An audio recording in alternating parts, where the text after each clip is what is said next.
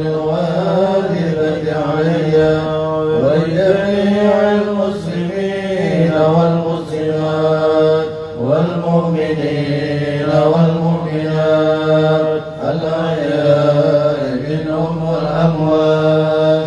أستغفر الله العظيم ولوالدي ولأصحاب الحقوق الواجبة علي ولجميع المسلمين والمسلمات والمؤمنين والمؤمنات الأحياء منهم والأموات. أستغفر الله العظيم لي ولوالدي ولأصحاب الحقوق الواجبة علي ولجميع المسلمين والمسلمات والمؤمنين والمؤمنات الأحياء منهم والأموات. إلى حضرة سيدنا رسول الله محمد بن عبد الله وأنصار رسول الله والمهاجرين مع رسول الله، ثم إلى روي سيدنا المهاجر إلى الله أحمد بن عيسى، ثم إلى روي سيدنا البكير المقدم محمد بن علي باعلوي وأصولهم وفروعهم، ثم إلى روح الحبيب علي بن محمد بن حسين الهبشي ووالدنا ووالدهم وأمواتنا وأمواتهم وأموات المسلمين أجمعين، وإلى حضرة النبي صلى الله عليه وسلم. لهم الفاتحة. أعوذ بالله من الشيطان الرجيم. بسم الله الرحمن الرحيم. الحمد لله رب العالمين الرحمن الرحيم مالك يوم الدين. إياك نعبد وإياك نستعين اهدنا الصراط المستقيم صراط الذين أنعمت عليهم غير المغضوب عليهم ولا الضالين. آمين. فيا أيها الراجون منه شفاعة صلوا عليه وسلموا تسليما.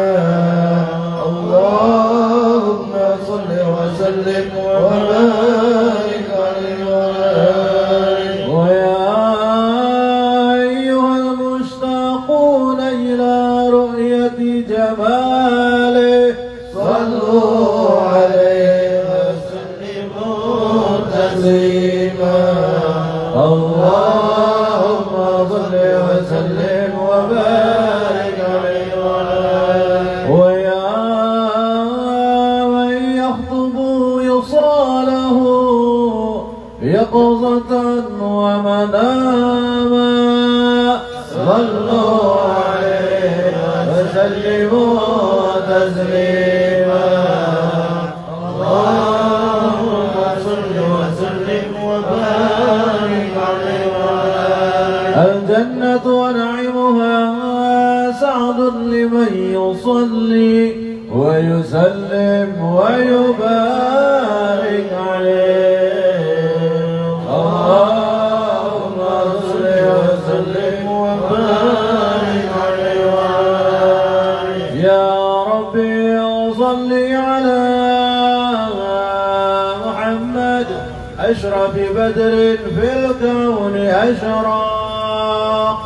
يا ربي صل على محمد. يا ربي صل عليه وسلم. يا ربي صل على محمد أكرم داع يدعو إلى الحق. يا ربي صل على محمد. يا ربي صل عليه وسلم.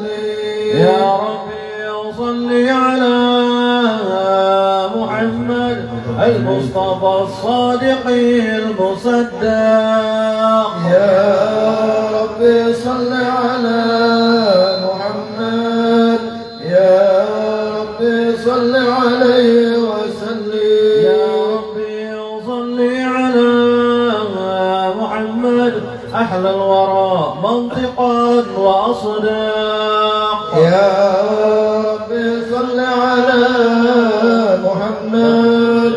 يا ربي صل عليه وسلم يا ربي صل على محمد أفضل من بالتقى تحقق يا ربي صل على محمد يا ربي صل عليه وسلم يا ربي صل على محمد من في سخاء والوفاء تخلى يا ربي صل على محمد يا ربي صل عليه وسلم يا ربي صل على محمد واجمع من الشمل ما تفرق يا ربي صل على محمد يا ربي صل عليه وسلم يا ربي صل على محمد واصلح وسهل ما قد تعوق يا ربي صل على محمد يا ربي صل عليه وسلم يا ربي صل على محمد وافتح من الخير كل مغلق يا ربي صل على محمد يا ربي صل عليه وسلم يا ربي صل على محمد وآله ومن بالنبي تعلق يا ربي صل على محمد يا ربي صل عليه وسلم يا ربي صل على محمد وآله ومن للحبيب يعشق يا ربي صل على محمد يا ربي صل عليه وسلم يا ربي صل على محمد ومن بحبل النبي توثق يا ربي صل على محمد يا ربي صل عليه وسلم يا ربي صل على محمد يا ربي صل عليه وسلم يا ربي صل على محمد يا ربي صل عليه وسلم اللهم صل وسلم وبارك عليه وعلى آله أعوذ بالله من الشيطان الرجيم لقد جاءكم رسول من أنفسكم عزيز عليه ما عنتم حريص عليكم بالمؤمنين رؤوف رحيم فإن تولوا فقل حسبي الله لا إله إلا هو عليه توكلت وهو رب العرش العظيم إن الله وملائكته يصلون على النبي يا أيها الذين آمنوا صلوا عليه وسلموا تسليما اللهم صل وسلم وبارك عليه وعلى آله يا رسول الله يا حبيب الله يا رسول الله يا حبيب الله محمد ابن عبد الله محمد ابن عبد الله محمد ابن عبد الله محمد ابن عبد الله يا رسول الله يا حبيب الله يا رسول الله يا حبيب الله محمد ابن عبد الله محمد ابن عبد الله محمد ابن عبد الله محمد ابن عبد الله محمد قال يا ربي سبحاني أمتي بعدي محمد قال يا ربي سبحاني أمتي بعدي وسامي هم من الذنب وغفر ذنوب الله وسامي هم من الذنب وغفر ذنوب الله يا رسول الله يا حبيب الله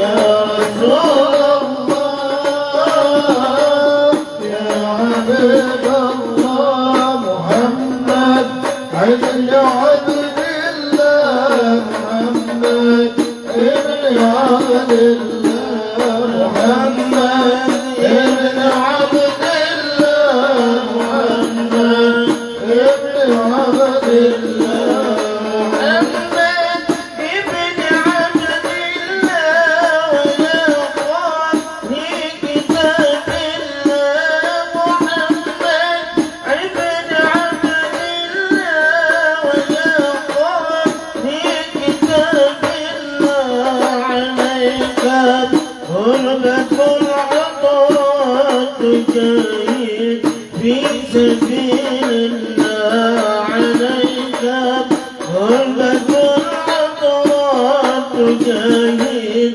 في سبيل الله يا رسول الله يا حبيب الله يا رسول الله يا حبيب الله محمد ابن عبد الله محمد ابن عبد الله محمد ابن عبد الله محمد ابن عبد الله محمد ابن عبد الله ويا قاضي كتاب الله محمد ابن عبد الله ويا قاضي كتاب الله عليك غربة العطاء تجاهد في سبيل الله عليك غربة العطاء تجاهد في سبيل الله يا رسول الله يا حبيب الله يا رسول الله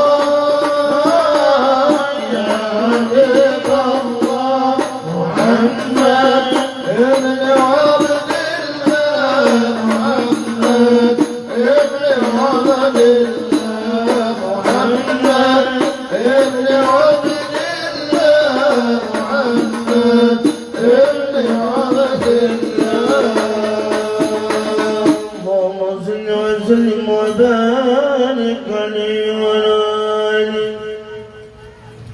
بسم الله الرحمن الرحيم الحمد لله القوي سلطانه الواضح برهانه المبسوط بالوجود كرمه وإحسانه صلى الله عليه تعالى مجد وعظم شأنه خلق الخلق لحكمة وطوى عليها علمه وبسط لهم فائد المنة ما جرت به في ضلال الإسماء وأرسل إليه أشرف خلقه وأجل عبيده رحمة تعلقت إرادته الأزلية بخلق هذا العبد المحمود، فانتشرت آثار شرفه في عوالم الشهادة والغيوب.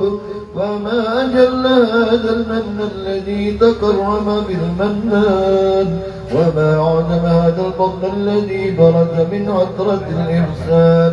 صورة كاملة ظهرت فيها للمحمود، فتعطرت بوجودها أكناف الوجود، وترزت برد العوالم بطراز التكريم. اللهم صل وسلم واشرف الصلاة والتسليم على سيدنا نبينا محمد الرؤوف الرحيم. اللهم صل وسلم وبارك عليه وعلى آله. اللهم صل وسلم وبارك عليه وعلى آله.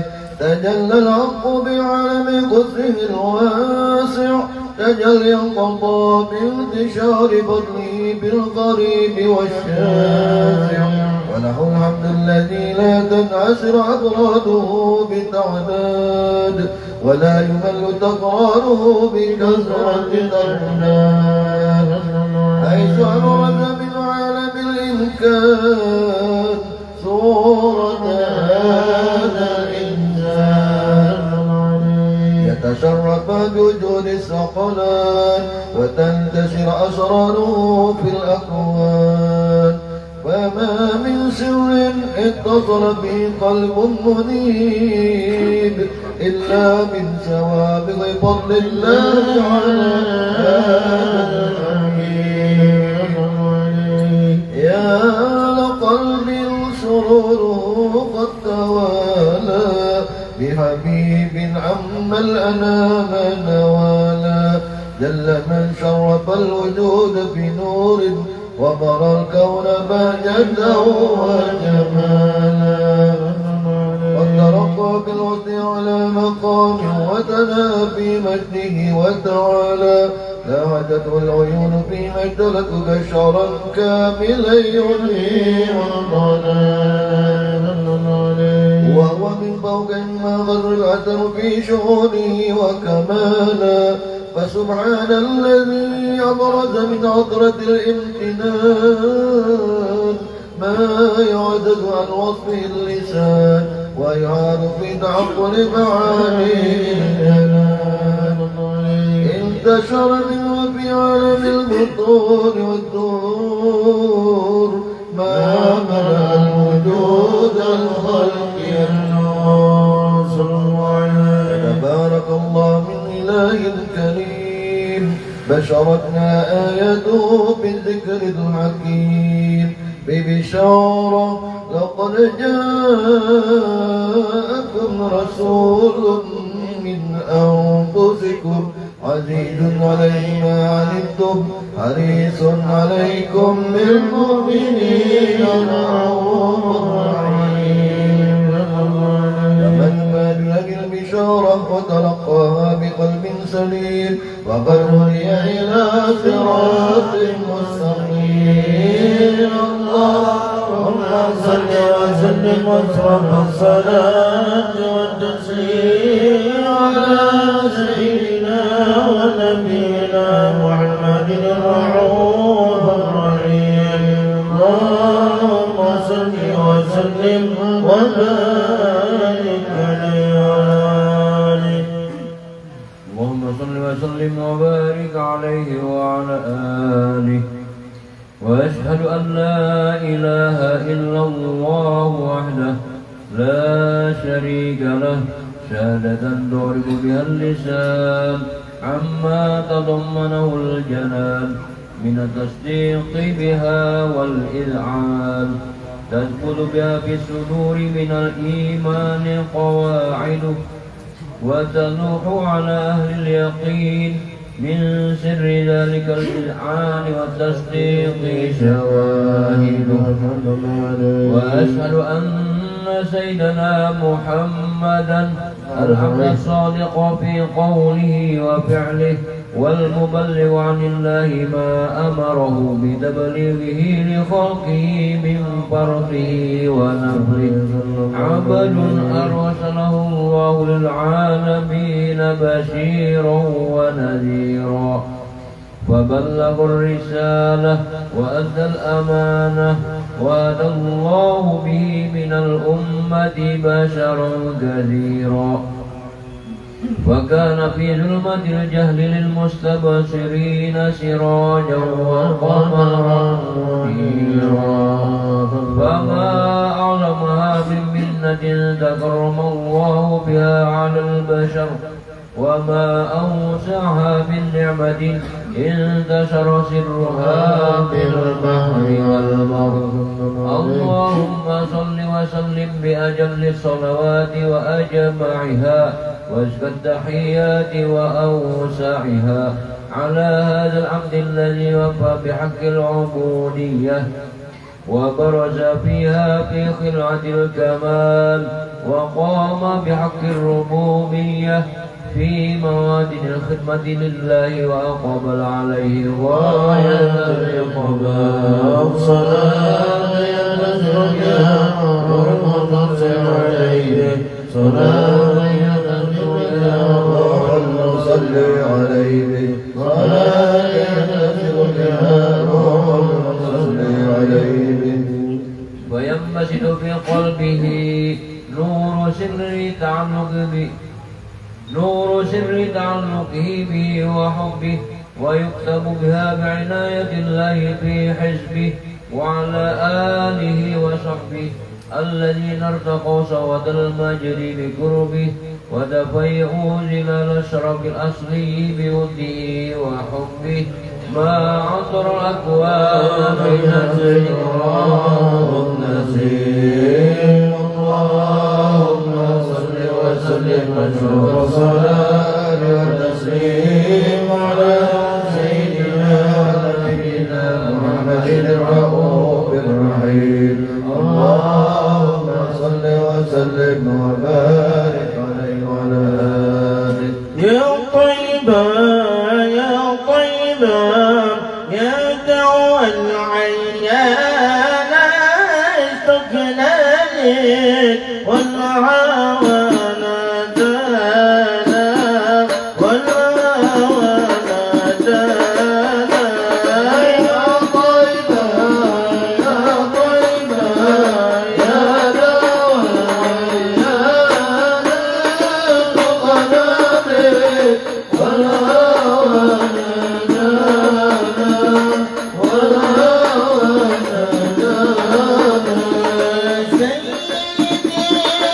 يا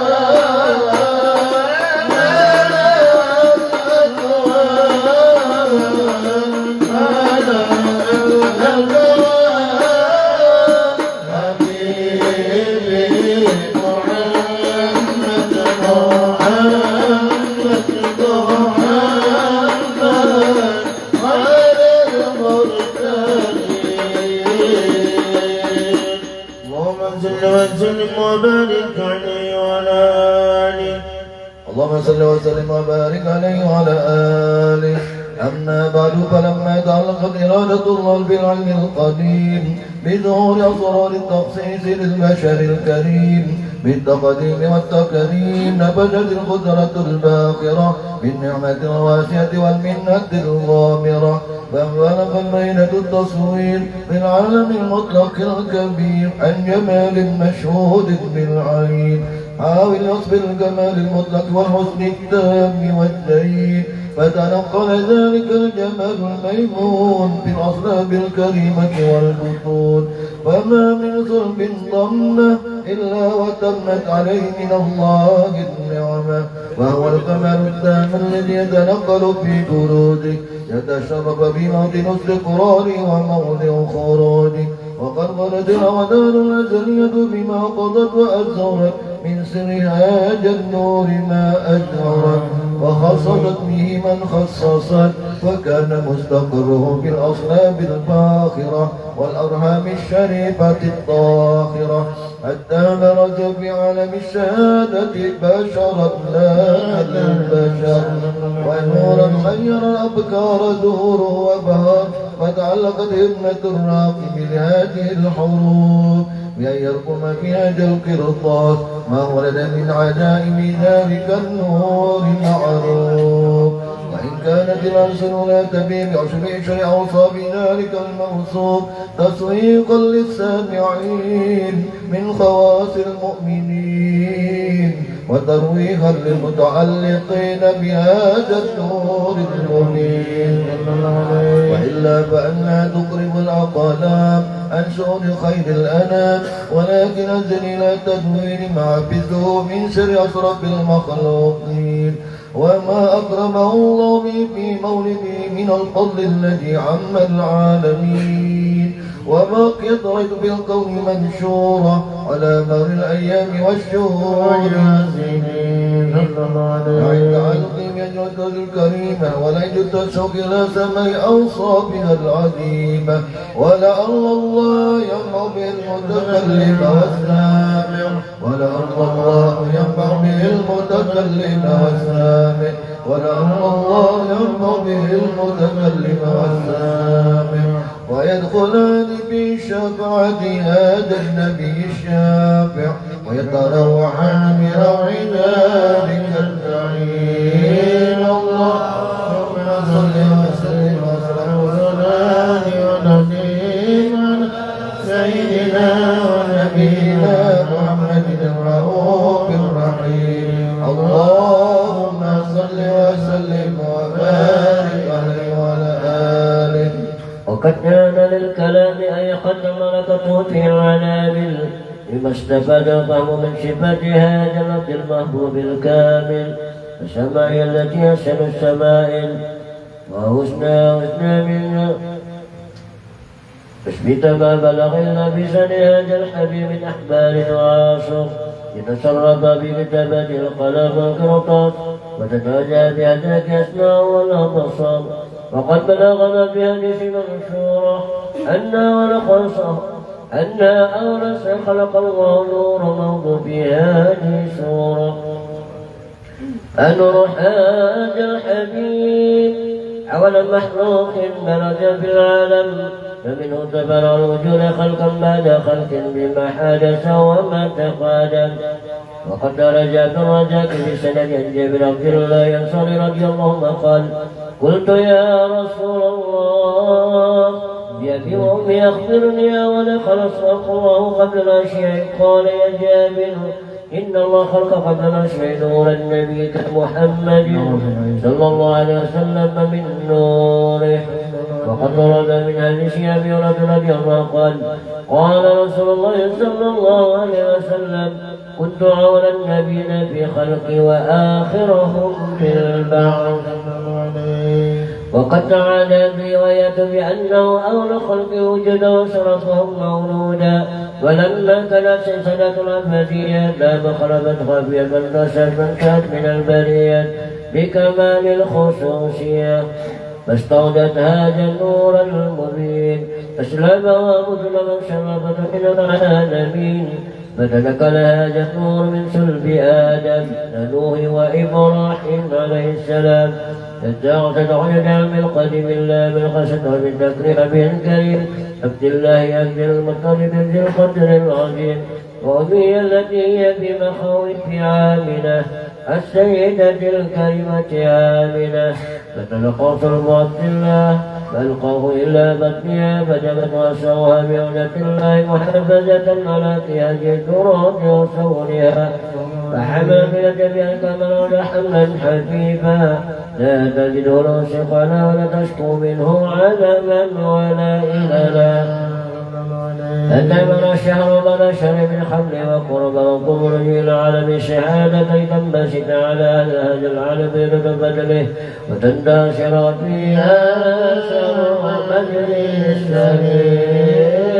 اللهم صل وسلم أشرف الصلاة والتسليم على سيدنا ونبينا محمد الرؤوف الرحيم. اللهم صل وسلم وبارك عليه وعلى آله. صلاة الله تغشى أشرف الرسل العطائب وتعظم على جرحات بدنا ظهر الكواكب. صلوات الله تغشى أشرف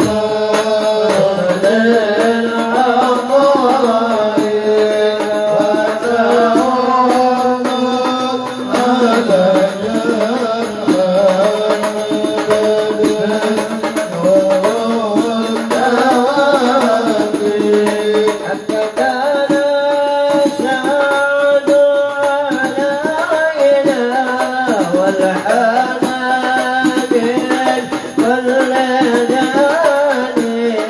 كان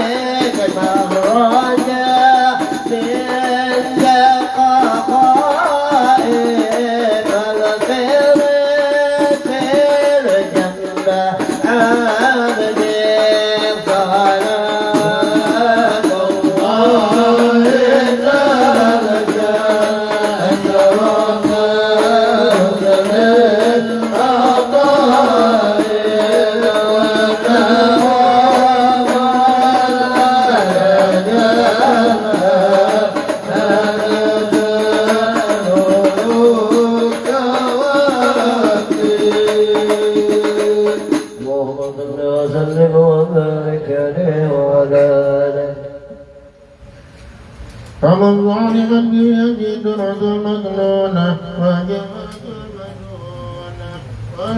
كله يصبح يمسي بسرور وابتهاج قل يزوي اشرق هذا سراج والعيون مشوبة إلى بروج مشوبة إلى انتقاد جواهر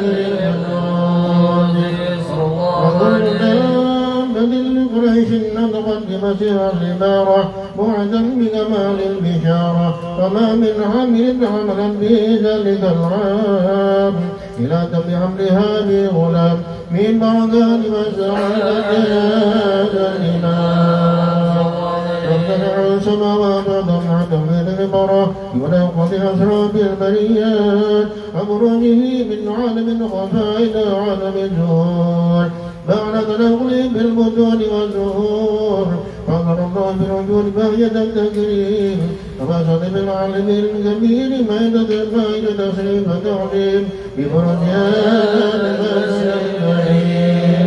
اللهم صل وسلم الصلاة والتسليم على سيدنا ونبينا محمد الرؤوف الرحيم اللهم صل وسلم وبارك عليه وعلى آله آمين غرما وبالعهد الحميد أعد السماوات والأرض وما فيهن لترحيب وأنت الملك لله على الوجود النسيب وأرجعت المنام تمثيل للعالمين أجمعين سبحان الله الحمد لله ولا إله إلا الله والله أكبر سبحان الله الحمد لله ولا إله إلا الله والله أكبر سبحان الله الحمد لله ولا إله إلا الله والله أكبر والقدرة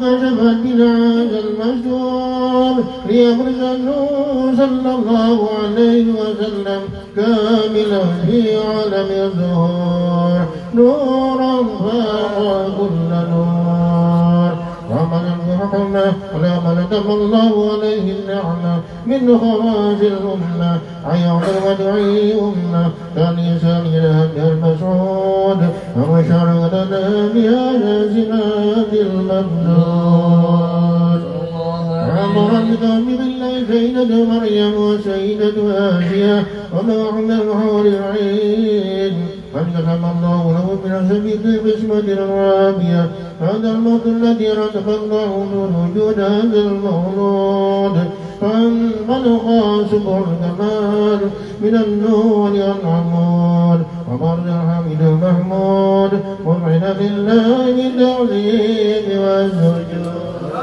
الله على محمد صلى الله عليه وسلم صلى الله على محمد يا ربي صل وسلم يا نبي سلام عليك يا رسول سلام عليك يا حبيب سلام عليك يا رسول الله صلوات الله عليك يا نبي سلام عليك يا رسول سلام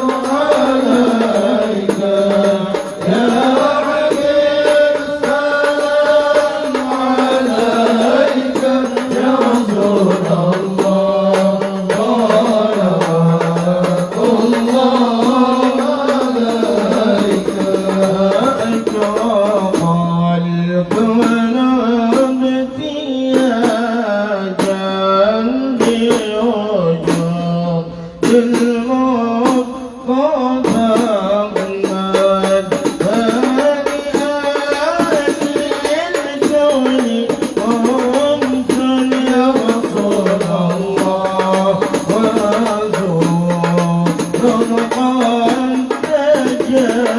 تجاوزت يا نبي سلام عليك يا رسول سلام عليك يا حبيب سلام عليك يا رسول الله صلوات الله عليك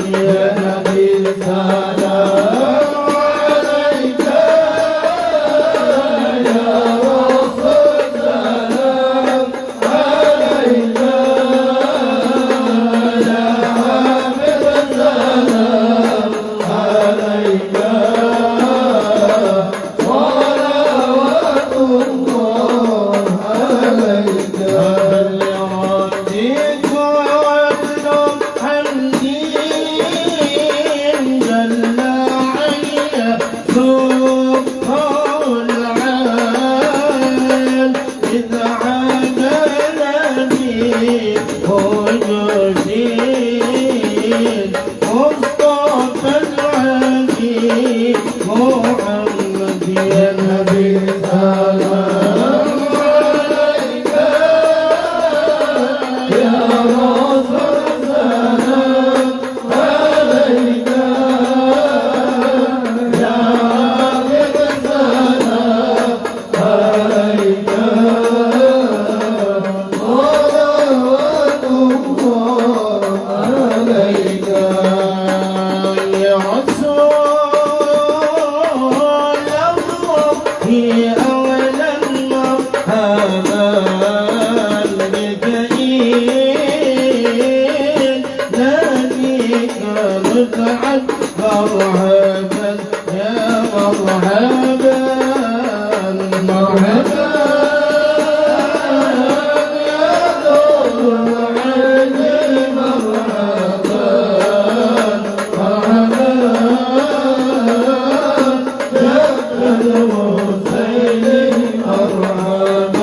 يا الحسين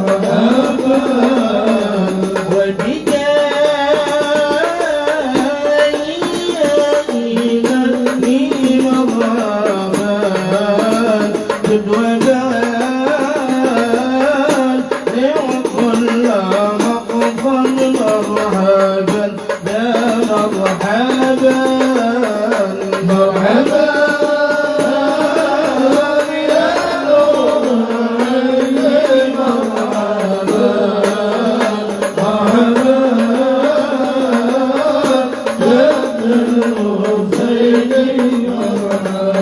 يا مرحبا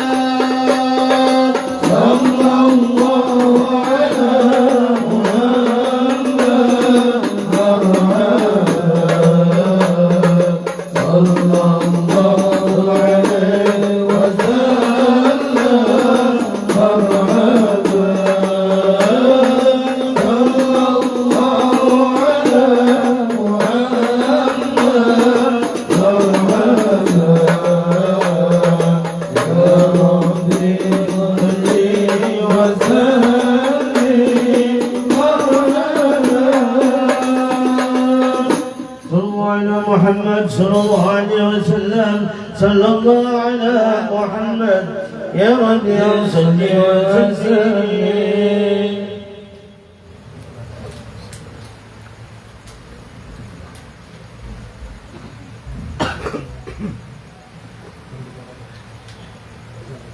اللهم صل وسلم وبارك عليه وعلى آله.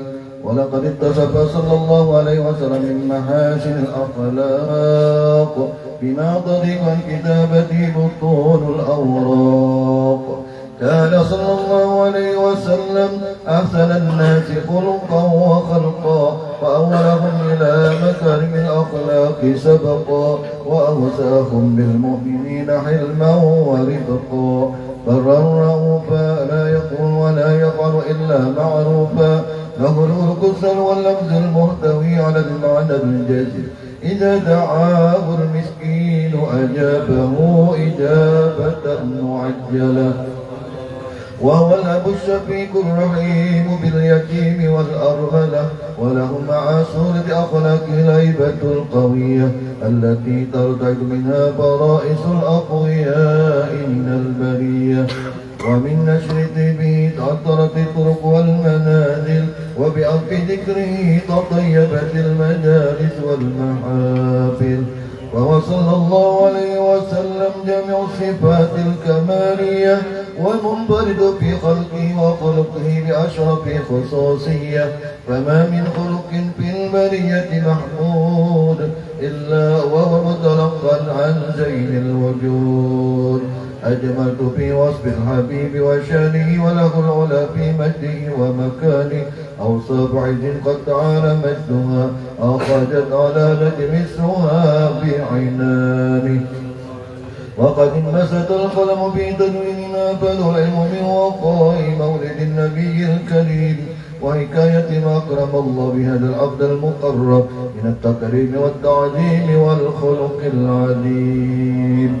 فاتنا مني أن أمسك عينة الأقلام في هذا المقام، وأقرأ السلام على سيد الأنام. السلام عليك أيها النبي ورحمة الله وبركاته. السلام عليك أيها النبي ورحمة الله وبركاته. السلام عليك أيها النبي ورحمة الله وبركاته. وبذلك يسر الختم كما يسر التقديم، فعليه أفضل الصلاة والتسليم. اللهم صل وسلم أشرف الصلاة والتسليم على سيدنا ونبينا محمد الرؤوف الرحيم. اللهم صل وسلم وبارك عليه وعلى آله. الفاتحة.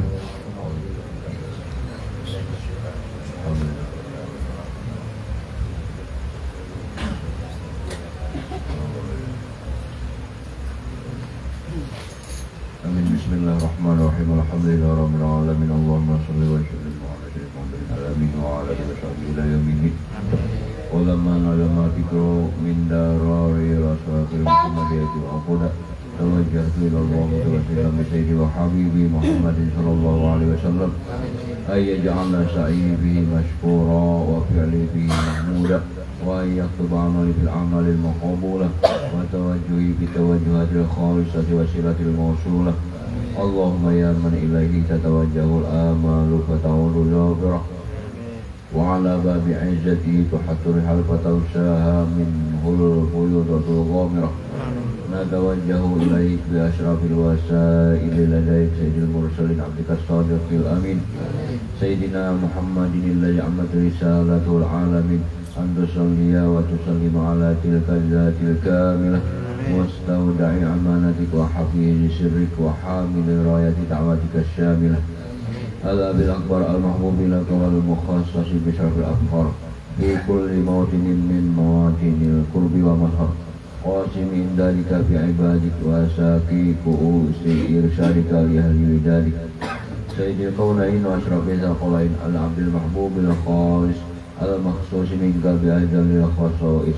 Allahumma salli wa sallim alaihi wa ala alihi wa ashabihi wa ali hadrati tirabihi min ahbabihi. Allahumma inna nuqaddimu ilayka jaha hadha nabiyil karim wa natawassalu ilayka bi syarafi maqamil azim an tulahidana fi harakatina wa sakanatina bi aini inayatik wa an tahfazana fi jami'i atarina wa taqallubatina bi jamili riayatik wa hasini wiqayatik wa an tuballighana min syarafil qurbi ilayka wa ila hadhil habibi wa yata'amalina wa tataqabbal minna ma taharraqna fihi min niyyatina wa amalina wa taj'alana fi hadrati hadhil habibi min al-hadirin wa fi tariqi tibahi min as-salikin wa li haqqika wa haqqihi min al-mu'addin wa li ahdika min al-hafidin. Allahumma inna lana adama'an bi rahmatika al-khassah wa la tahrimna wa junudan jamilatan hiya wasilatuna ilayka wa la tukhayyibna. Amanna bika wa bi rasulika wa ma jaa bihi min ad-din wa tawajjahna bihi ilayka mustashfi'in an tuqabila mujniba minna bil ghufran an tuqabila mujniba minna bil ghufran an tuqabila mujniba minna bil ghufran wa al-masya bil ihsan والسائل بما سأل والمؤمل بما أمل، وأن تجعلنا ممن نصر هذا الحبيب ووازره ووله وظهره وعم ببركته وشربه وجهاته أولادنا ووالدينا وأهل قبرنا ووالدينا وجميع المسلمين والمسلمات والمؤمنين والمؤمنات في جميع الجهات، وأدم لنا الدين القويم في جميع القطر منشورة، ومعلم الإسلام والإيمان بهذا المأمورة معنى وسورة، واكشف اللهم كربة المكروبين وقضي دين المدينين واغفر للمذنبين وتقبل توبة التائبين، وانشر رحمتك على عبادك المؤمنين أجمعين، واكفي شر المعتدين والظالمين، وابسط العدل بولاة الحق في جميع النواحي والأقطار، وأيدهم بتأييد من عندك والنصر على المعاندين من المنافقين والكفار، واجعلنا يا رب في الحسن الحسين بجميع البلايا، واجعلنا يا رب في الحسن الحسين من جميع البلايا، واجعلنا يا رب في الحسن الحسين من جميع البلايا، وفي الحرز المكين من الذنوب والخطايا، وأدمنا بالأعمال بطاعتك والشرك في خدمتك قائمين، وإذا توفيتنا فتوفنا مسلمين مؤمنين، واختم لنا منك بخير أجمعين، وصل وسلم على هذا الحبيب المحبوب للأجسام والأرواح والقلوب، وعلى آله وصحبه ومن إليه منسوب، وآخر دعوانا الحمد لله رب العالمين، سبحان ربك رب العزة عما يصفون، وسلام على المرسلين والحمد لله رب العالمين. الذين آمنوا وتطمئن قلوبهم بذكر الله، ألا بذكر الله تطمئن القلوب.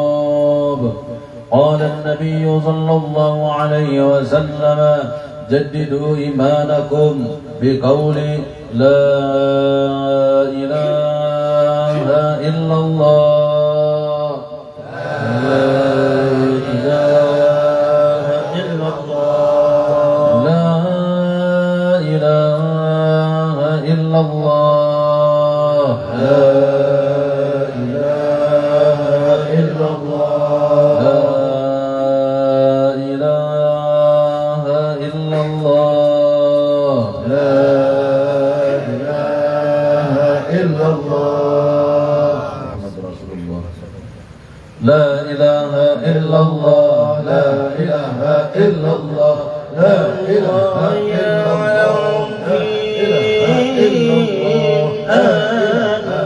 الله، أنت العظيم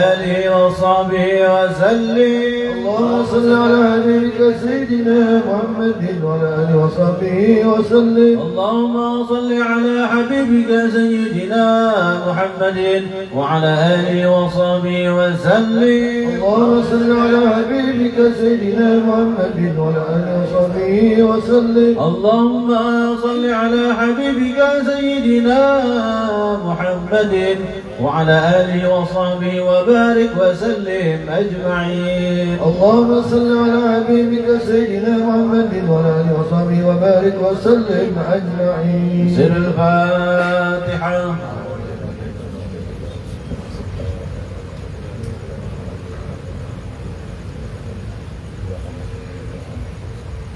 Amin ya Allah ya Rabbil Alamin. Bismillahirrahmanirrahim. Alhamdulillahi Rabbil Alamin.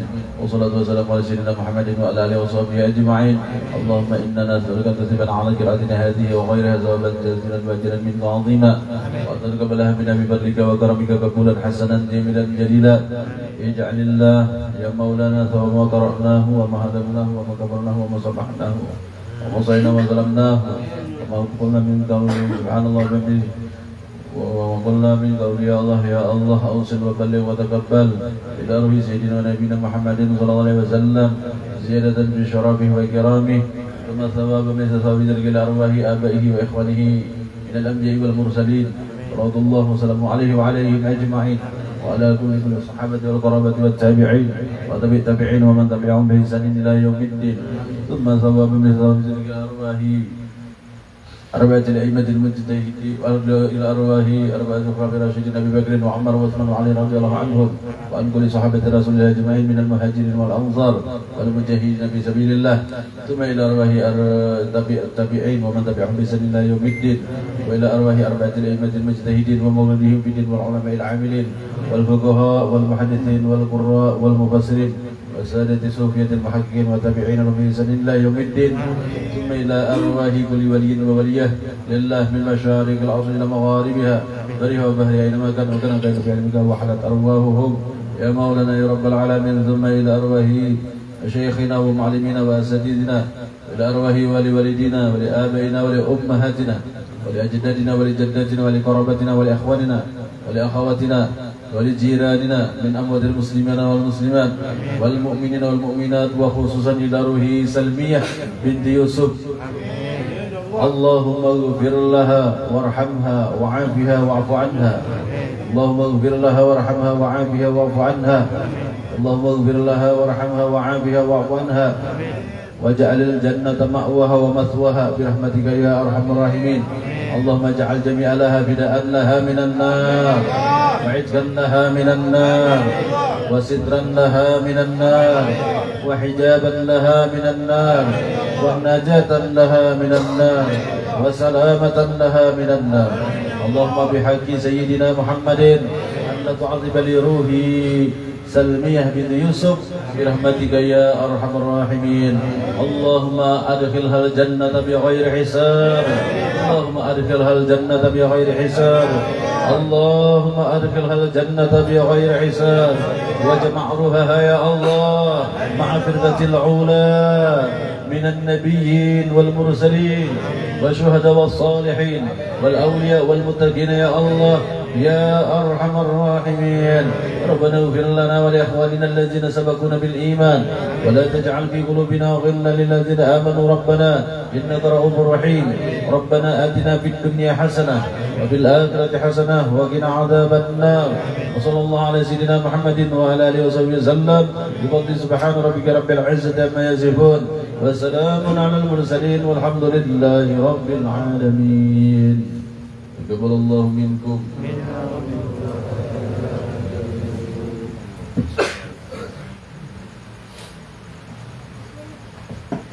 Assalamualaikum warahmatullahi wabarakatuh. Alhamdulillahi rabbil alamin wa bihi nasta'inu ala umuri dunya waddin wassalatu wassalamu ala sayyidil anbiya'i wal mursalin sayyidina wa habibina wa maulana Muhammadin wa ala alihi wa ashabihi wa azwajihi wa zurriyyatihi ajma'in. قالوا سبحانك لا علم لنا إلا ما علمتنا إنك أنت العليم الحكيم لا حول ولا قوة إلا بالله العلي العظيم رب اشرح لي صدري ويسر لي أمري واحلل عقدة من لساني يفقه قولي. Alhamdulillah, puji syukur kita kehadirat Allah Subhanahu wa taala yang mana atas karunia, rahmat, taufik serta hidayah dari Allah kita bisa berkumpul kembali di malam Sabtu ini di Majlis Raudhatul Muhibbin ini, yang mudah-mudahan perkumpulan kita pada malam hari ini mendapatkan keampunan dari Allah Subhanahu wa taala. Semoga Allah kabulkan segala hajat-hajat kita, baik itu hajat dunia maupun hajat akhirat. Amin Allahumma amin ya rabbal alamin. Al-Mukarramun wal Mutaramun yang ulun hormati, para habaib dan para guru-guru, bil khusus berhadir pada malam hari ini ada Habib Umar Bajaiban dan juga para habaib yang lainnya. Mungkin di luar sana ada Habib Ahmad Al-Kaf dan para habaib lainnya yang tidak disebutkan satu persatu, tidak mengurangi rasa hormat ulun. Dan juga yang ulun hormati kepada para guru-guru, para asatidz, bil khusus kepada Guru Fakhrul Razi, Guru Abdul Rashid, Guru Abdul Rahman, Guru Ahmad Didi, dan juga Guru Hambali, dan juga yang ulun hormati penasihat Majelis Raudhatul Muhibbin, Ayahanda Haji Bapak Haji Sahrudin. Semoga para guru-guru kita Allah berikan kesehatan, keafiatan, mudah-mudahan panjang umur, mudah-mudahan murah rezeki, mudah-mudahan hajat-hajat sidin sabarataan dikabulkan oleh Allah Subhanahu wa taala. Amin ya rabbal alamin. Juga kepada seluruh kita yang berhadir di majelis ini, mudah-mudahan hajat dunia, hajat akhirat kita dengan cepat dikabulkan oleh Allah Subhanahu wa taala. Amin Allahumma amin ya rabbal alamin. Hadirin jamaah Majelis Ta'lim Raudhatul Muhibbin yang dirahmati Allah, tadi kita melantunkan pujian-pujian kepada baginda Rasul sallallahu alaihi wasallam, yang mana Guru Abdurrahman tadi melantunkan Nurul Mustafa. Nurul Mustafa mala'al akwan, yang mana makna tersebut begitu sangat dalam maknanya. Nurul Mustafa, cahaya Nabi yang terpilih. Mala'al akwan, nur beliau itu mala'al akwan, meliputi seluruh alam semesta. Siapakah sang pemilik nur tadi, Al-Mustafa tadi? Yaitu Habibi Muhammad, Muhammad, Muhammad khairil mursalin. Dialah sang kekasihku yang bernama Muhammad, yang bernama Muhammad, yang bernama Muhammad, dan derajat beliau adalah khairil mursalin, sepaling baik segala di antara segala utusan Allah. Yang nomor satunya yang bernama kekasihku Muhammad tadi, yang paling utama di antara utusan Allah, dari Nabi Adam sampai Nabi Isa, semuanya itu yang paling utama, yang paling hebat adalah baginda Muhammad sallallahu alaihi wasallam. Jadi nur beliau ini mala'al akwan, meliputi seluruh alam semesta, jagat raya, antero dunia, termasuk wujud diri kita, zahir dan batin kita, roh dan jasad kita, datangnya daripada Nurul Mustafa ini, atau Nur Muhammad sallallahu alaihi wasallam. Makanya di sini disebutkan tadi, Nurukal waddah malikul arwah. Nurukal waddah malikul arwah. Nurnya Nabi kita Muhammad itu adalah nur yang waddah, nur yang betul-betul jelas, nur yang begitu terang, nur yang begitu nyata. Sebagai apa? Malikul arwah, sebagai induknya segala roh kita. Oleh karena itu Sidin bersabda, Ana abul arwah wa Adam abul bashar. Aku adalah induknya segala ruh, dan Adam adalah induknya, bapaknya batang tubuh. Sedangkan apa adalah bapaknya ruh. Ana abul arwah wa Adam, Ana abul arwah wa Adam abul bashar. Makanya di sini Malikul arwah. Sang pemilik segala roh itu adalah siapa? Nur Muhammad sallallahu alaihi wasallam. Berkat daripada Nabi kita Muhammad sallallahu alaihi wasallam. Jaka kada mala al-aqwan, jaka kada Nurul Mustafa, kalau bukan karena Nur Muhammad, maka alam semesta ini tidak akan bertasbih kepada Allah. Yusabbihu lillahi ma bis samawati wa ma fil ardh wa ma bainahuma. senantiasa yusabbih, senantiasa bertasbih lillah kepada Allah. Ma fis samawati wa ma fil ar, apa yang ada di langit dan apa yang ada di bumi. Senantiasa bertasbih kepada Allah. Kenapa? Karena diliputi oleh nur baginda Muhammad alam semesta ini tadi. Karena malikul arwah. Oleh karena ada berkatnya nur Rasulullah SAW, bebatuan, pepohonan, binatang, air, api, angin, semuanya bisa bertasbih kepada Allah. Karena semuanya itu memiliki ruhul akwan. Batu bertasbih berkat adanya Nur Muhammad, kumpai bertasbih berkat adanya Nur Muhammad, binatang bisa bertasbih berkat adanya Nur Nabi Muhammad SAW. Ini yang meliputi alam semesta dan termasuk wujud diri kita juga. Kenapa kita kawa berjalan, berkedip mata, mendengar, melihat, semuanya itu berkat adanya Nur baginda Muhammad SAW. Wa'lamu anna fikum Rasulullah. Dalam Al-Quran disebutkan, Allah Ta'ala berfirman, wa'lamu anna fikum Rasulullah. Ketahuilah hai hamba-hambaku, anna fikum, ay anna fi anfusikum, di setiap diri kalian, di setiap jiwa kalian, Rasulullah, ada mengandung nurnya Rasulullah Sallallahu Alaihi Wasallam. Oleh karena nur baginda itulah kita ini bisa beraktivitas. Oleh karena nur baginda itulah kita ini bisa beriman, membawa agama Islam. Jika kada nur daripada sang Mustafa tadi, kada kau beriman kita. Semuanya itu berkat Habibi Muhammad, Muhammad, Muhammad, khairil mursalin. Berkat beliau sang Mustafa, yakni sang Muhammad, baginda Muhammad, kekasihku Muhammad, Habibi Muhammad sallallahu alaihi wasallam. Allahul Jalal a'taqal jamal. Allah zat yang maha elok memberikan kepada engkau hai baginda Muhammad akan keelokan. Makanya ujar Rasulullah apa? Innallaha jamilun yuhibbul jamal. Allah itu adalah zat yang maha elok dan senang kepada yang elok-elok.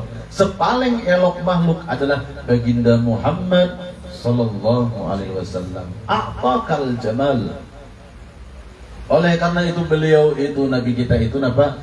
Ya syamsal kamal, ya nural ain. Wahai matahari yang sempurna, wahai matahari yang sempurna. Nurnya beliau itu begitu nyaraknya, kalah matahari. Lebih sempurna daripada cahaya matahari. Kalau cahaya matahari kadang mampu menembus dinding, tirai, hijab gelapnya hati, tetapi kalau nur Muhammad menembus dinding, tirai, hijab hati kita yang begitu tebal, akhirnya kita bisa mendapatkan hidayah, bisa mendapatkan iman karena nur daripada baginda Muhammad SAW ini. Itu tuh karena sidin ini apa? Bergelar Nurul Mustafa karena memang berkat daripada sidin semua kita ini ada. Laulaka ma khalaqtul aflaq. Ujar Allah Ta'ala, laulaka ya Muhammad. Kalau bukan karena engkau, ma khalaqtul aflaq, tidak kuwujudkan, tidak kuciptakan seluruh alam semesta. Oleh karena siapa? Karena memandang keelokan sang kekasih baginda Muhammad sallallahu alaihi wasallam. Jadi kita memuji-muji Rasul sallallahu alaihi wasallam. Apa tadi ujaran Guru Abdurrahman tadi? Ya khaira muqti awsil salati li sirri zati nuril kaunain. Ya khaira muqti awsil salati, wahai sebaik-baik orang yang mendatangkan, zat yang mendatangkan manusia yang paling sempurna ke muka bumi ini, yakni Allah Subhanahu wa taala. Apa yang kita mohon kepada Allah? Awsil salati, sampaikanlah salawatku ini kepada junjungan agung Nabi Muhammad SAW. Kita tadi sudah nampak kekancangan urat dulu. Ya Nabi salam alaika, Ya Rasul salam alaika, Ya Habib salam alaika, Salawatullah alaika. Harapan kita, ucapan salawat dan salam kita tadi, ausil, sampaikan, wasil kepada baginda Rasulullah SAW. Harapan kita supaya apa? Supaya Nabi menjawab dengan salawat dan salam kita, wa alaikassalam ya ummati. Itu harapan kita, Nabi menjawab salam kita. Walaupun talinya kita kadang mendengar, tapi yakin kita dengan seyakin-yakinnya bahwasanya baginda Rasulullah SAW menjawab salam kita. Karena Sidin bersabda apa? Jikalau umatku itu bersalawat kepadaku, jadi Sidin, maka aku pun menjawab kepada mereka itu assalam, akan salam mereka. Jadi walaupun kita kadang mendengar, karena banyak hijab dosa di telinga kita, yakinlah baginda Rasulullah menjawab salam kita, supaya kita itu apa? Selalu semangat hendak turun terus empat bersalawatan kepada Nabi Muhammad SAW. Di sini nih Habib Ali Al-Habsyi ini luar biasa menyusun daripada Simtud Durar ini kalimat-kalimat mulia. Di antaranya apa? Assalamu alayka ayuhan nabi wa rahmatullahi wa barakatuh. Di situ kita berlatih mempati Sidin supaya ketika mengucap salam itu serasa-rasa di hadapan Nabi, serasa-rasa dipandang oleh Nabi berhadapan, karena alaika itu memang bentuk kalimat khitab berhadapan. Lalu kita ini serasa-rasa dipandang oleh Sidin, di hadapan Sidin, penuh kekhuduan, penuh dengan ketawaduan kita mengucapkan salam tadi, dalam zauq kita, dalam perasaan kita, Rasulullah itu ma'itihi kita, menjawab lawan salam kita, karena kalimat alaika itu berhadapan. Dan mudah-mudahan kita di situ tuh, karena di suatu saat Allah Ta'ala bukakan hijab daripada samak kita, pandangan kita, untuk mendengar sahutan salam baginda Rasulullah SAW kepada diri kita. Karena Rasulullah SAW itu adalah lisirri zati nuril kaunain. Rahasianya zat Allah pada diri Rasulullah itu, pada nur baginda Muhammad SAW. Karena beliau itu adalah nuril kaunain, nurnya dunia dan akhirat. Anda selamat di dunia, memperbanyaklah bersalawat kepada Rasulullah. Selamat di negeri akhirat pun perbanyak bersalawat kepada baginda Rasulullah sallallahu alaihi wasallam. Ujar Nabi apa? Aqrabani yaumal qiyamah aktsaruhum alayya shalah. Orang yang paling dekat denganku pada hari kiamat adalah orang yang paling banyak bersalawat kepadaku sejak hidup di dunia. Jadi semuanya ini berkat daripada salawat. Karena Allah Ta'ala dan para malaikat itu senantiasa bersalawat kepada Rasulullah SAW. Oleh karena itu kita diperintahkan, ya ayyuhalladzina amanu, hai orang-orang yang beriman, sallu alaihi wa sallimu taslima. Ucapkanlah salawat dan salam kepadanya, kepada baginda Nabi Muhammad sallallahu alaihi wasallam. Dan situ tuh harapan kita tentang Habibi Muhammad, Muhammad, Muhammad, khairil mursalin. 3 kali kita menyebut nama Muhammad. Itu harapannya kita berjumpa 3 kali perjumpaan di sini.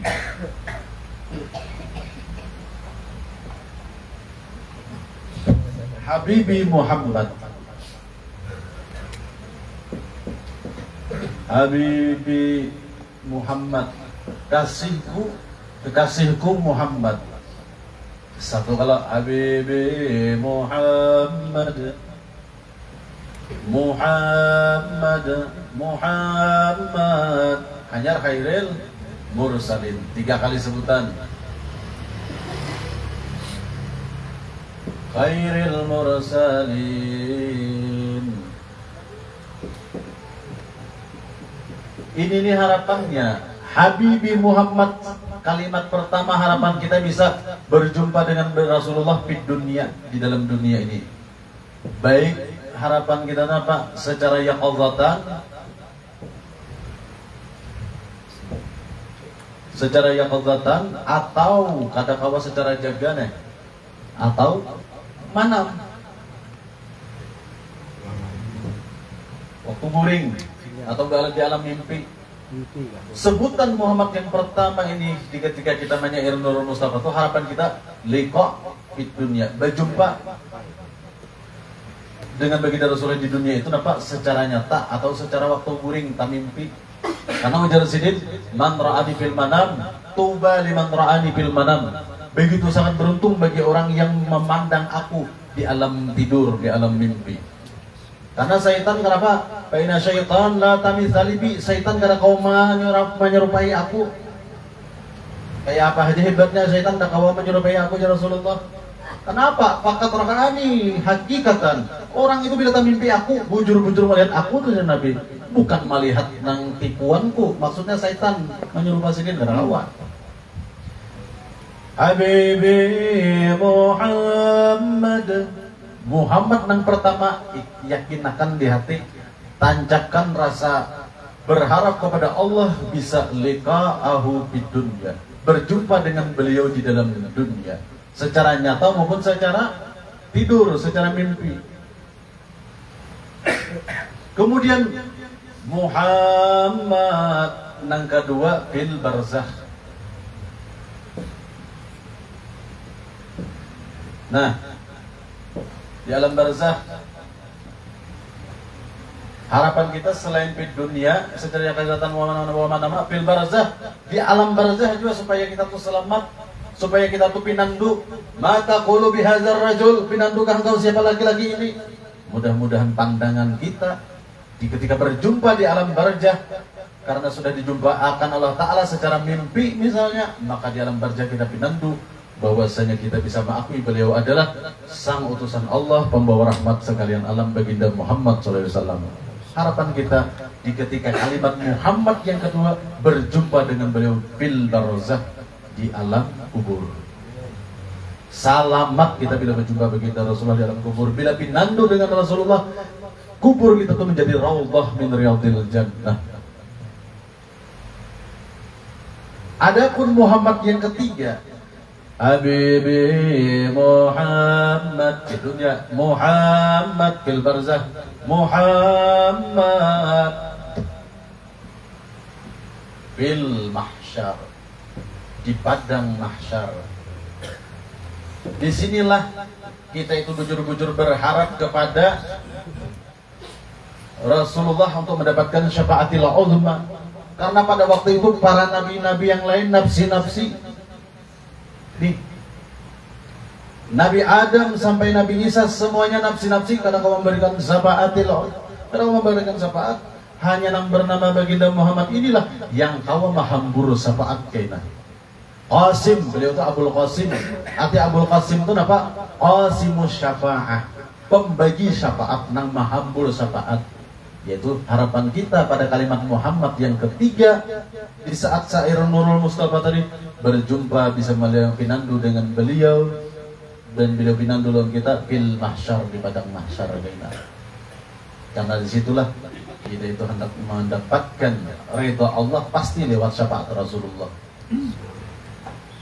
Berjumpa dengan khairil mursalin, sepaling baik di antara utusan Allah. Nah, jadi tiga alam ini, alam dunia, alam barzakh, alam mahsyar, pada tiga kalimat Habibi Muhammad, Muhammad, Muhammad khairil mursalin. Berdoa di sekian tiga alam ini mudah-mudahan dijumpai oleh Sidin dengan berkah memperbanyak bersalawat kepada Rasulullah, dengan membanyaki mengenali tentang ma'rifatur Rasul, mengenal sang Rasul. Jangan mengenali artis saja harap. Kenali Rasul kita, kenali Nabi kita, supaya kita tuh menampakkan wujud syukur kita di Allah Ta'ala takdirkan sebagai umat Rasulullah. Tugasnya apa? Iya, ma'rifatur Rasul juga, mengenal di pada syahadat kita yang kedua, wa asyhadu anna Muhammadan Rasulullah.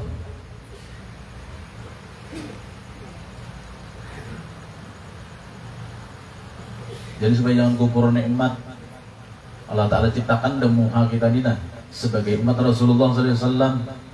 Berdoakan dasuah, ya Allah jadikan aku sebagai umat Rasulullah dasuah. Kayak pada berdoa wujudnya aja kan belum ada kita. Kenapa? Maka Allah Ta'ala cungkungakan kita. Cungkungan kita nih kenapa? Maka di zaman ini tang terlahir apa?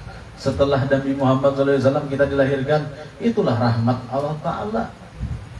Allah Ta'ala menaruh rahmat kepada wujud diri kita hingga kita diandak terlahir setelah kenabian Nabi Muhammad SAW. Bahkan ditakdirkan terlahir daripada ibunda yang muslimah, di rahim yang mulia, di sulbi yang mulia, abah ng seorang mukmin. Lahirlah kita di muka bumi ini sebagai manusia pulang. Ditakdirkan pulang apa? Di zaman syariatul Muhammadiyah, di zaman umat Nabi Muhammad SAW begitu sangat beruntung. Itulah nikmatul ijad, nikmat wujud yang paling utama adalah wujud diri kita ini kita syukuri. Apalagi ditakdirkan sebagai umat Nabi Muhammad SAW. Kita lihat di syahadat kita tuh. Asyhadu an la ilaha illallah wa asyhadu anna Muhammad Rasulullah. La ilaha illallah Muhammad Rasulullah itu ada berapa tuh kalimat lubangnya di kalimat itu? Ya.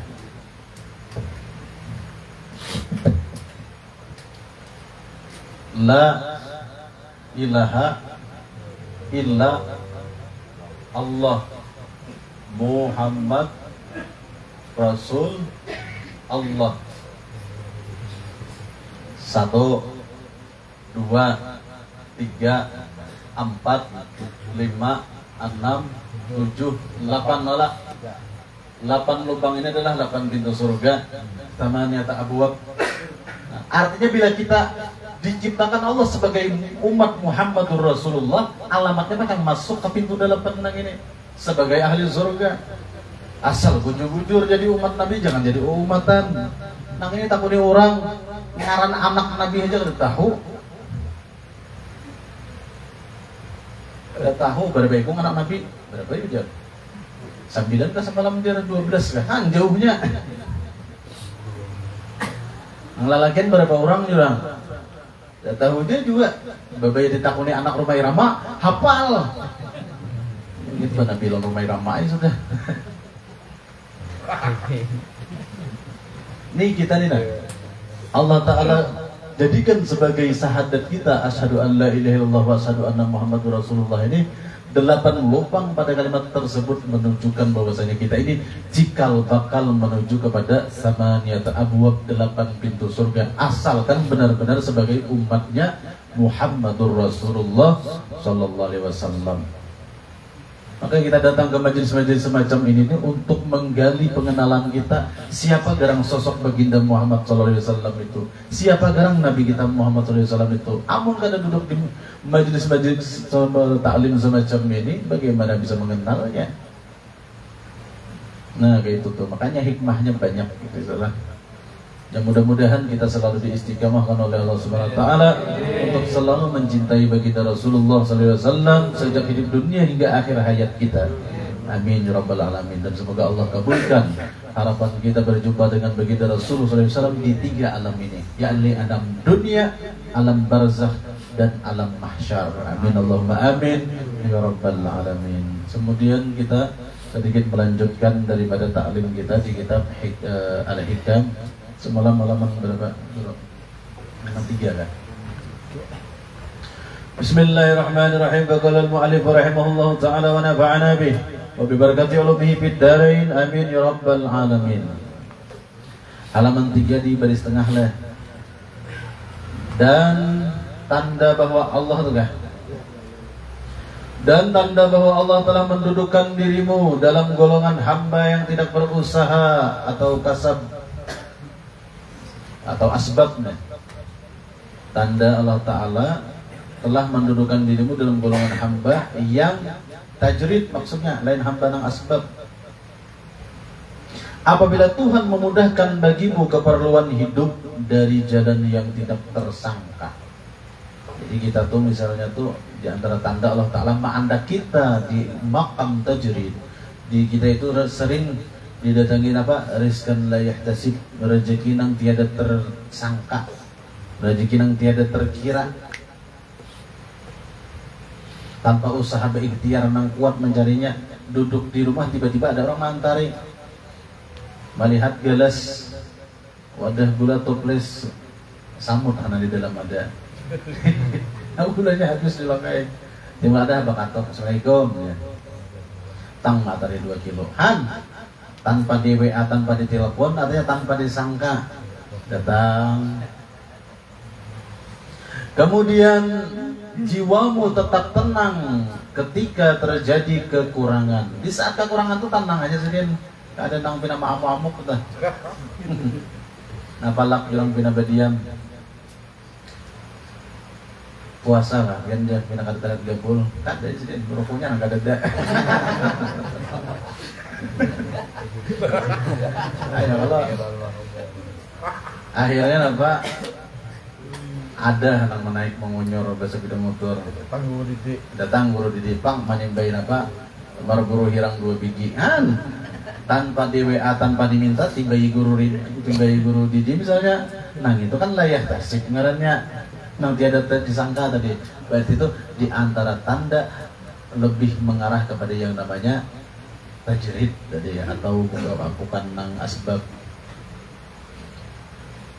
Karena tetap ingat, intinya tadi kan maaf-maaf lah tuh, walaupun walaupun kekurangan, tetap tenang jiwanya, tetap santai. Ini macam bila kada memberi aku rokoknya gempa bumi, jadi misalnya nih. Tuh orang menunggu-nunggu gak ada dengar gempa bumi. Karena tetap ingat dan bersandar kepada Tuhan dan tidak berubah dalam menunaikan kewajiban-kewajiban. Artinya sidin tetap bersandar kepada Allah Sang Maha Ghani, Sang Maha Mugni, dan hatinya kada berubah, tetap menunaikan kewajiban-kewajiban, tetap sidin beribadah, tetap sidin melaksanakan ubudiyah. Walaupun sidin ini tadi kekurangan, nangaran kada becari, nangaran kada duduk di asbab, ngaran sidin kada badagang, ngaran sidin kada bahuma, ngaran sidin kada membilumpah. Lalu seadanya aja tadi mahadang nang tak disangka-sangka tadi. Coba dibalik itu sidin kada mengeluh, walaupun makan lauk mandai. Mandai itu nyaman guru aja.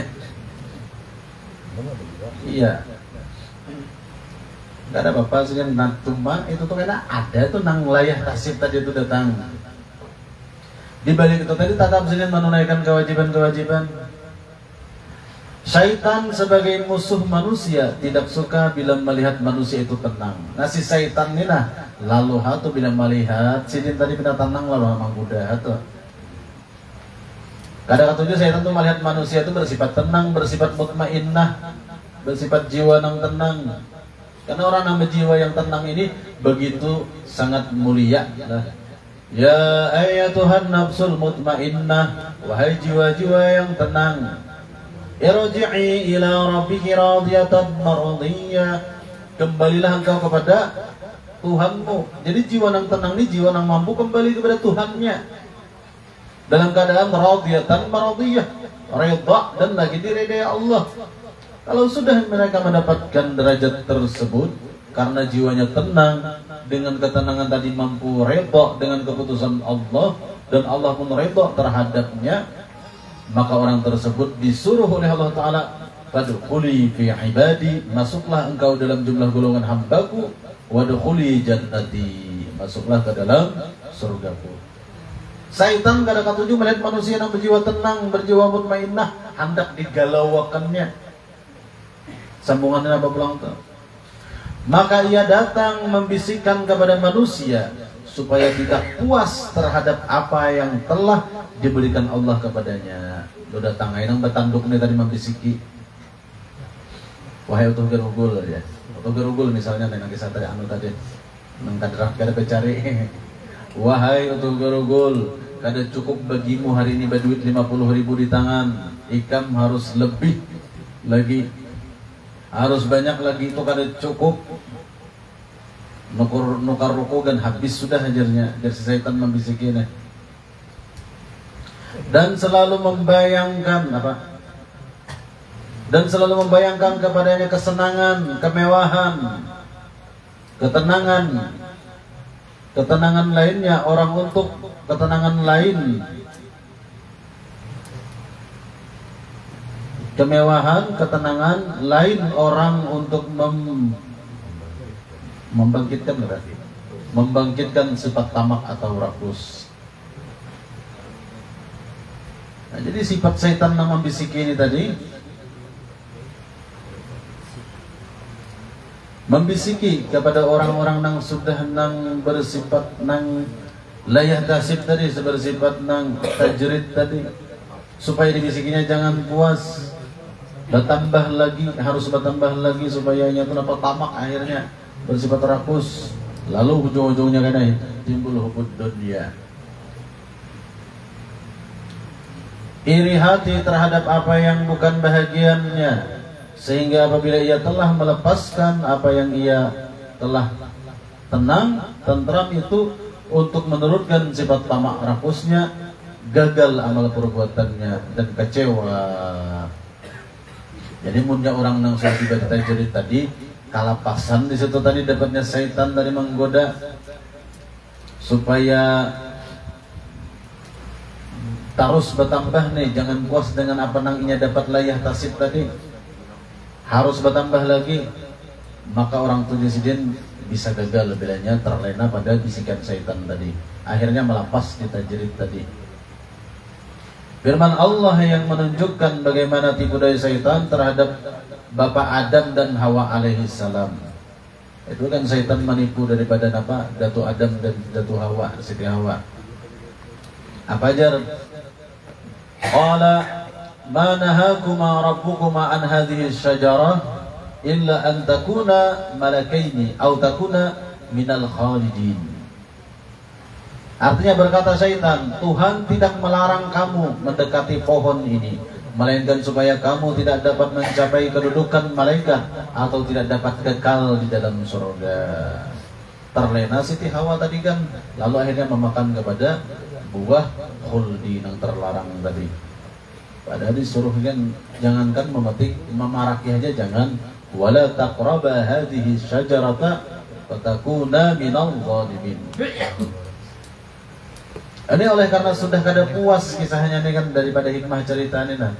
Sudah nyaman data jerit di surga, napanan dikehendak itu ada dengan kemewahannya, dengan penuh nikmatnya di dalam surga tadi, masih ada rasa kada puas. Siti Hawa ini tadi mau dibisiki oleh syaitan, oleh iblis laknatullah, agar menambahani lagi nang kada puas tadi itu ia tamakan buah khuldi supaya menjadi malaikat dan supaya menjadi orang nang kekal tadi. Lalu terlena di situ, gagal akhirnya menjadi orang yang tajrid. Nah sama ini tadi sudah nyaman sidin tadi itu nah, walaupun kada singgawian, ada hajar rezekinan mengalir mendatangi sidin, kada mengganggu ibadah sidin, kada mengganggu sidin tulak menuntut ilmu ke majelis ta'lim, cuma tiba-tiba ada bisikan non sidin. Artinya pian jangan apa, kada cukup nangi tambahi lagi, akhirnya kada sabar lalu tulak maujik. Bebai tulak maujik di kawasan sidin bahasa beda motor bebaya di hai pas tarabah. Misalnya mengarasani bang hendak lebih ikan menggujik tuh jar banyaklah ulihan. Ujar si gujik ini bisa benar memanasi sidin juga. Banyak aja. Sehari itu aja paling sedikit 700.000. Targiur sidin nang sudah tajrid nih tadi, nang sudah bagus dah. Kada mengganggu ibadah lawan sidin. Menuntut ilmu nyaman, sidin berzikir nyaman, sampai yang sunat nyaman, puasa sunat nyaman. Rezeki datang seorang, misalnya orang tuh antare tadi sidin di rumah aja, kada singgawian. Lalu terlena dengan si gujik nang datang nih tadi bagi kisah-kisah. Misalnya, ini kada bujur kan deh, ulun kan sambil mahayal kisahnya nah, menganganakan. Kada nyambut orang kada, kemudian menganganakan kisahnya deh. Lalu si Dinang duduk bercungkung di buah nangka nih tadi. Tak kalasan ini juga menambahan di kulihan hari-hari nih. Bah kacara ya, bojon aja. Sehari paling sedikit dapat 700.000. Padahal nyaman sudah di rumah. Pada ringan kan suara garing. Ya Allah, nyata guru aja. Iya, awak kada lapa. Lalu mengarasani jo manunggang sabda motor. Mainjam ha pulang lawan tukang jahit gorden. Misal.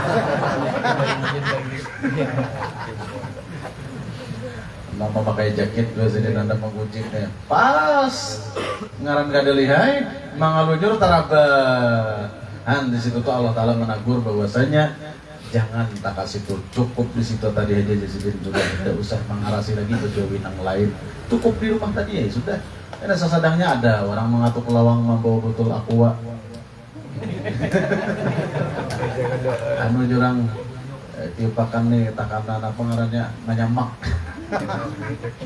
tiupakan sidin ambil orang-orang depan anak Assalamualaikum julak kenapa sidin minta baju palang saul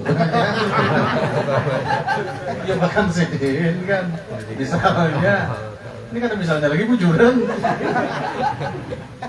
alhamdulillah julaknya aja belum sampai bajunya ke rumah sakit baranak dah bini ulunan jadi tidak usah lagi bina anak mengarasi bina bau ono dan menunggang musa bina motor mau anu tadi umpat mau ujik juga nah jadi kayak itu kisahnya nah ini sambil hayal juga nih kada kisah nyata bang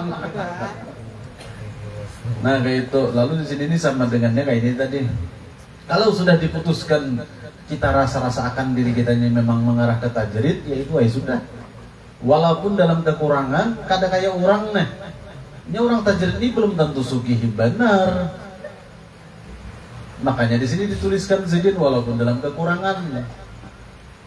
Mau mulai hari ini ya. Nang ada tuh abahnya ai. Lihatin apa buka tutup dong. Iwa karing sapat lawan sulur. Misalnya tambah sulur pian. Iwa karing sapat lawan sulur. Nang ada tebang namanya kan. Ayolah. Itu kan hasil diantari orang dia juga. Nah, misalnya, aduh wai. Tapi bilanya dibisiki syaitan, ada ingat mengarang syaitannya dan angkat itu mau bisiki. Bahasa Kimil gue. Siapa ngarannya? Bahasa Kimil. Kada ingat dulu ngarannya. Nang itu nama bisiki, nang itu habis sudah.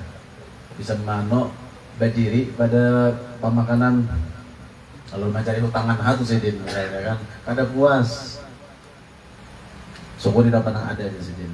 Karena ada, jangan layah tasib itu datang.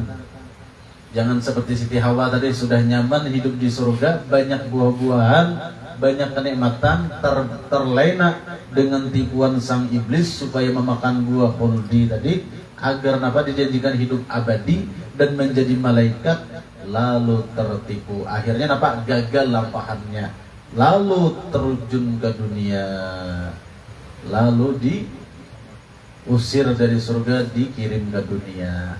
Gara-gara apa tadi? Gara-gara gagal di dalam tajrid di dalam surga tadi. Nah itu gambarannya. Nah, jauh lagi sampai ke sebelah. Nah, ya mudah sampai Pak Was-Was satu nah. Jangan tandai dulu lah.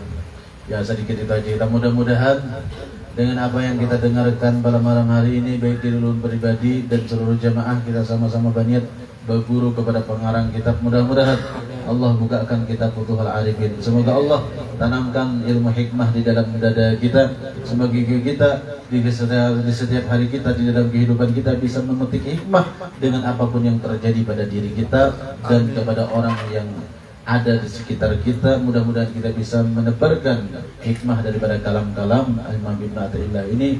Amin Allahumma amin ya rabbal alamin. Akhirul kalam billahi taufiq wal hidayah wa ridha wal inayah. Assalamualaikum warahmatullahi wabarakatuh.